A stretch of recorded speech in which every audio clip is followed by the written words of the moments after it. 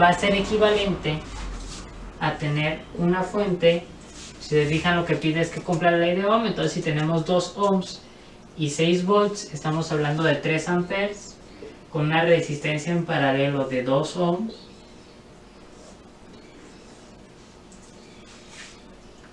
con una carga conectada de 4 ohms.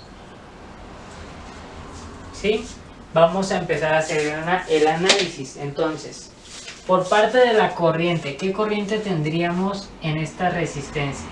Bueno, la corriente se definiría directamente obteniendo la resistencia equivalente, que serían 6 ohms, 6 volts. Tendríamos una corriente total de 1 ampere. Entonces la corriente en RL, nuestra resistencia de carga, sería de 1 ampere. En el caso de este circuito podemos aplicar el divisor de corriente, que nos dice que es la resistencia contraria sobre la suma de las dos resistencias multiplicada por la corriente total, que es 3. Entonces 2 por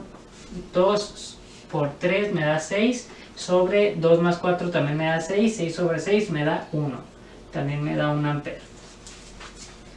Si yo quiero calcular el voltaje, pues obviamente si ya tengo la corriente, el voltaje se obtiene directamente, o por divisor de tensión también se puede obtener, pero el voltaje de RL va a ser de 4 volts, y en este caso también el voltaje de RL va a ser 4 volts. Y si quiero calcular la potencia también me va a dar 4 watts, que sería 1 ampere por 4 volts, y también la potencia aquí de RL me va a dar 4 watts. Entonces, si se fijan, el comportamiento es exactamente el mismo en ambos circuitos, y simplemente se habla de una transformación de fuente.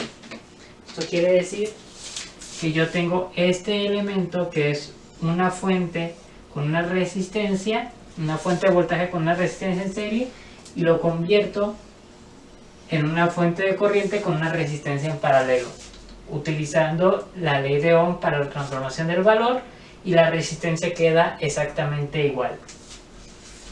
Fíjense que estas transformaciones son equivalentes para lo que tenemos conectado aparte de la fuente, ¿sí? Para el caso de la fuente en sí, van a ver que no es exactamente equivalente.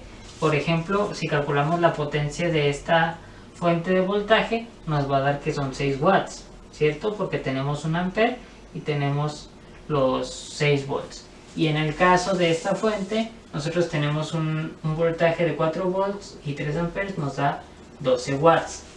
Entonces, si se fijan, no es completamente equivalente. La potencia que suministra sí es distinta, pero al final lo que está recibiendo nuestra carga sí es equivalente.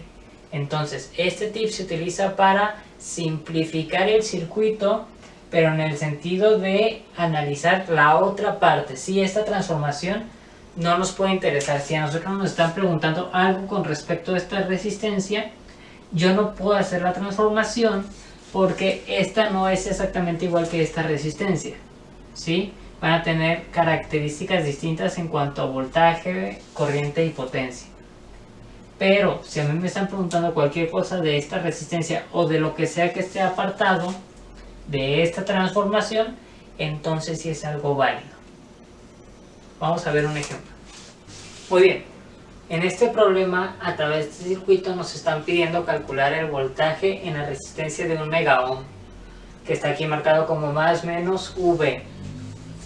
Para yo proceder a hacer ese análisis, pues yo tengo varias metodologías, ya tengo varias estrategias. Puedo utilizar, por ejemplo, nodos. Tengo 1, 2, 3, 4, 5 nodos, tendría un sistema de 4. O puedo utilizar mallas, que serían en total 3 mallas. En general puedo aplicar cualquiera de esas estrategias, pero yo me doy cuenta que ya sé hacer transformaciones de fuentes y lo puedo resolver mucho más fácil. ¿Qué tipos de transformaciones podría hacer? Pues aquí yo observo que tengo el caso de una fuente de corriente con una resistencia en paralelo. Es una transformación que yo podría hacer. Este es otro caso en el que tendría otra fuente de corriente con una resistencia en paralelo. También es una transformación que yo puedo hacer. Y aquí yo tendría una fuente de voltaje con una resistencia en serie. También es una transformación que yo puedo hacer, pero no la voy a hacer porque estaría modificando esta resistencia, que es la que me interesa conocer. Entonces eso yo no lo puedo tocar. Eso se va a quedar tal cual como está. No puedo modificar nada que tenga que ver con esta resistencia. Entonces tengo estas dos transformaciones que van a ver que nos van a servir mucho. Entonces voy a redibujar el circuito considerando esos cambios. Muy bien.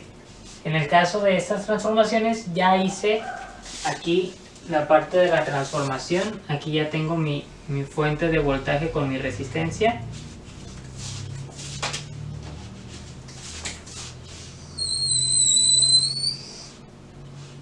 Y esta otra transformación que también hice, ¿no?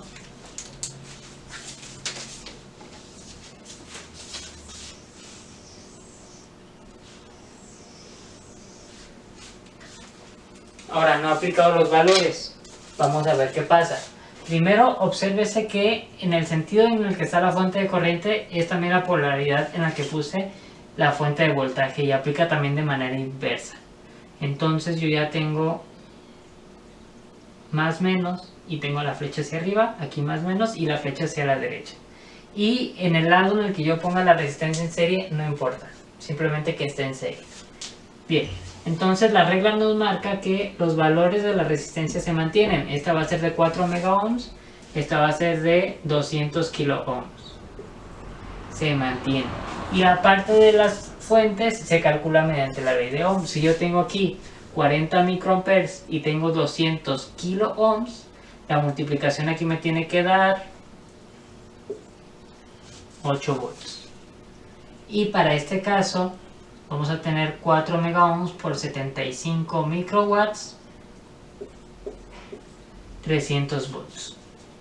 Entonces ya tengo aquí mis transformaciones y tengo un circuito completamente en serie. ¿Esto en qué me facilita? Bueno, voy a simplificar este circuito a la manera de tener una sola fuente de voltaje, una resistencia de salida y mi resistencia de 1 mega ohm, que es la que me interesa. Sí, esta la estoy poniendo aquí de ladito, pero está exactamente igual. Y de hecho voy a aplicar los signos exactamente igual. Más, menos, V. Entonces, vamos a hacer la simplificación de las fuentes. Ya sabemos simplificar fuentes de voltaje en serie, ¿no? Se dice que se suman. Entonces tengo 300, aquí tengo 8, son 308.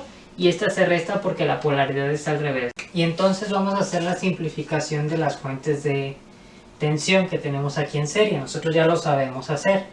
Simplemente hay que sumarlas. Entonces tenemos 300, tenemos 8, son 308, menos 3 nos da 305. ¿Por qué tenemos la de 3 negativo? Porque acuérdense que hay que conservar las polaridades. Entonces esta polaridad sí corresponde a la que tenemos en estas dos, pero esta sí es contraria, ¿sí? Si nosotros vamos a través del circuito, la polaridad está en sentido opuesto. Y las resistencias tenemos 4 megas, tenemos 6 megas y tenemos 200K.